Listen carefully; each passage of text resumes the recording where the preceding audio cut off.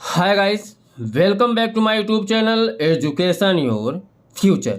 इस वीडियो में आपको बताने वाला हूँ संस्कृत गद्यांश पर आधारित प्रश्नोत्तर नंबर चौथा, अर्थात संस्कृत गद्यांश का मैं लास्ट यहाँ पर वीडियो बना रहा हूँ। मैंने आपको शुरू में बताया था कि मैं 4 गद्यांश बताने वाला हूँ संस्कृत में, ठीक है।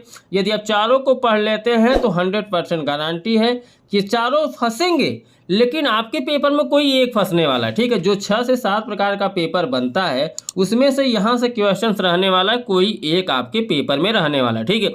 लेकिन सभी के पेपरों में कोई एक ही क्वेश्चंस फंसेगा, ठीक है। जैसे मैंने जो बताया है चारों क्वेश्चंस आएंगे, लेकिन आपके पेपर में कोई एक रहने वाला है। इन चारों में से फंसेगा तो चारों ही, लेकिन सबके पेपरों में एक एक करके, ठीक है।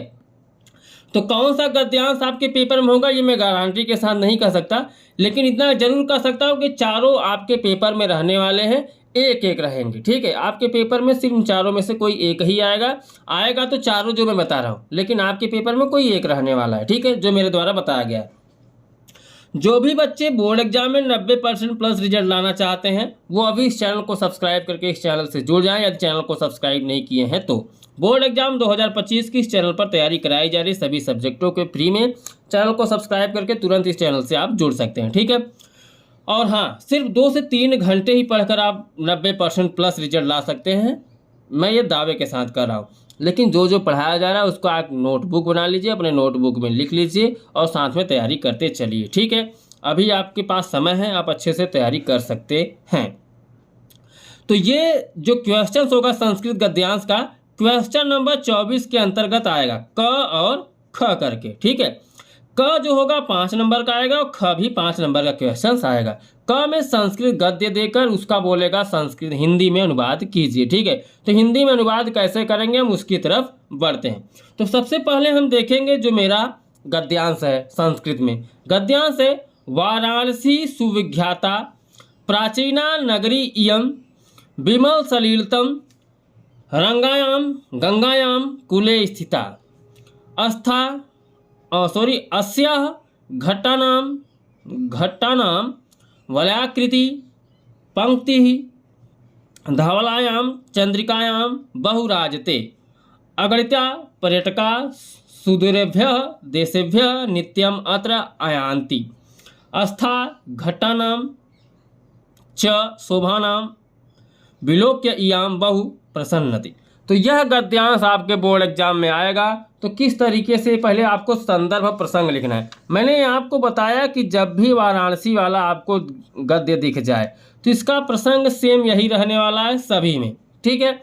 और संदर्भ जो है, संदर्भ किस तरीके से लिखना है, प्रस्तुत गद्यांश, गद्य है तो गद्यांश, प्रस्तुत गद्यांश हमारी पाठ्य पुस्तक हिंदी के संस्कृत खंड के वाराणसी नामक पाठ से लिया गया है। संदर्भ लिख दीजिए। प्रसंग में आपको मैंने बताया कि जब वाराणसी वाला पाठ है तो प्रसंग आपका यही सेम रहने वाला है। इस गद्यांश में वाराणसी की ऐतिहासिकता तथा अवस्थिति के विषय में बताया गया है। बस ये हो गया इसका क्या, गद्यांश। इतना लिखने का आपको 2 नंबर मिल जाएगा। अब 3 नंबर आपको मिलेगा इसका हिंदी में अनुवाद करने का। तो हिंदी में अनुवाद कैसे करेंगे चलिए हम उसको आपको बता देते हैं, ठीक है।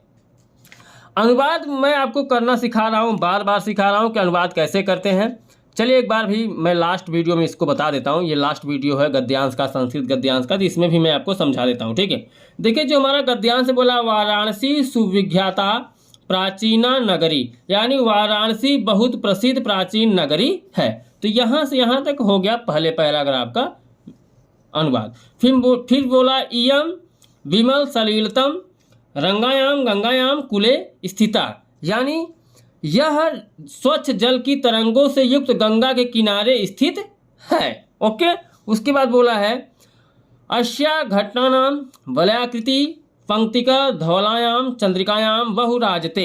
अब इसका हम व्याख्या करेंगे, यानी इसके घाटों की घुमावदार पंक्ति श्वेत चांदनी में बहुत सुंदर लगती है। आगे बढ़ते हैं। देखिए यहाँ से यहाँ तक ही आपके बोर्ड एग्जाम में पूछ सकता है, जरूरी नहीं कि यहाँ से यहाँ तक पूछे, हो सकता है यहीं से यहीं तक पूछ ले, ठीक है। तो ध्यान देना कि कहाँ से कहाँ तक पूछा है और कहाँ से कहाँ तक आपको अनुवाद करना है। आपको मैं ये भी बता दूं, गद्यांश चाहे यहीं से यहीं तक पूछे चाहे यहाँ से पूरा पूछे, लेकिन दिमाग में इतना रखना कि संदर्भ और प्रसंग सेम वही रहेगा, उसमें कोई परिवर्तन नहीं होगा।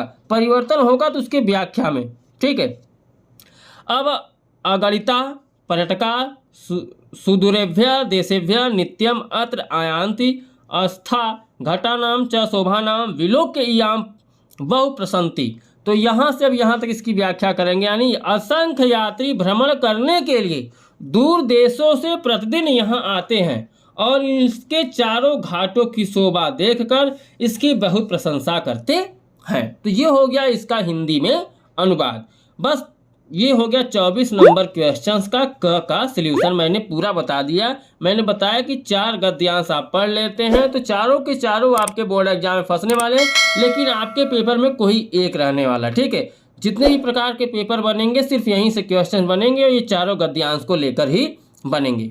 याद रखिएगा, चारों को आप तैयार कर लीजिए। मैं गारंटी ले रहा हूँ कि यहाँ से आपका 5 नंबर फिक्स है, समझ लीजिए। ठीक है, और हाँ, जो बच्चे चाहते हैं बोर्ड एग्जाम में 90% प्लस रिजल्ट बने, वो चैनल को सब्सक्राइब करना ना भूलें। अगर सब्सक्राइब नहीं किए हैं तो चैनल को सब्सक्राइब करने से ही आपको फायदा होगा कि आप सिर्फ 2 से 3 घंटे ही पढ़कर इस चैनल के माध्यम से बोर्ड एग्जाम में 90% प्लस रिजल्ट ला सकते हैं बोर्ड एग्जाम 2025 में। बाकी आप खुद समझदार हैं आपको क्या करना है क्या नहीं करना है, और आप समझ जा रहे होंगे कि जो मैं बता रहा हूँ किस तरीके से बता रहा हूँ, सही तरीके से बता रहा हूँ, गलत तरीके से बता रहा हूँ। हाँ, इन चैनल पर पढ़ने का फ़ायदा है कि नहीं है आप खुद समझ सकते हैं। ठीक है, तो इस वीडियो में बस इतना ही। अब हम अगले वीडियो में जब मिलेंगे तो संस्कृत पद्यांश के साथ मिलेंगे। तब तक के लिए बाय बाय, जय हिंद, जय भारत।